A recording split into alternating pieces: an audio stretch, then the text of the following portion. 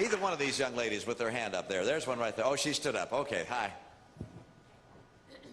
I'm Gloria Thompson from Madison, Mississippi, and I am a Delphi Salaried retiree. And, you know, I've lost all my benefits due to the government GM bailout. And where a large group of other people, you know, weren't affected.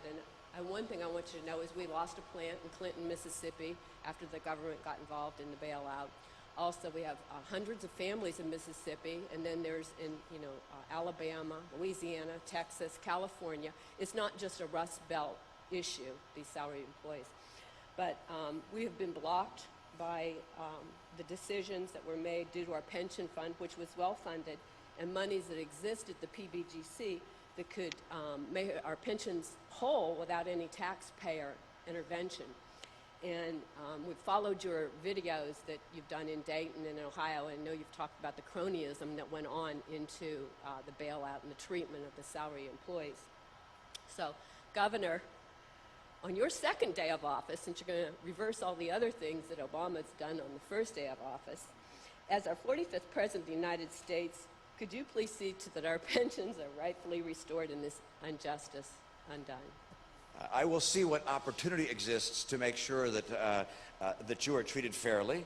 And I can tell you this, and this is the, as you described, I've been asked about this before from Delphi employees. The president's takeover, if you will, of the auto industry was it was twofold. One, he put in a lot of money up front, and then by virtue of all that money, he managed the bankruptcy process and decided who would be kept whole and who would take the big haircut, if you will, during the bankruptcy process. And the management employees, as I understand it, and Delphi employees, they're the ones that got the big haircut, and the members of the UAW, they're the ones that got taken care of.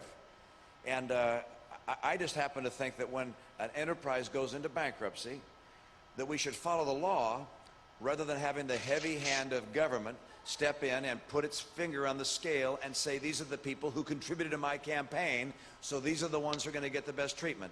And so I will look at the circumstance and see what opportunity there is within the law to see if there's been a wrong that's been perpetrated. If there is, I'll try and take action to correct that. I don't know what prospect there is to do that, but I can tell you this, which is I do not believe that the federal government should practice what I call crony capitalism. And you're seeing it happening. We did in the automobile restructuring.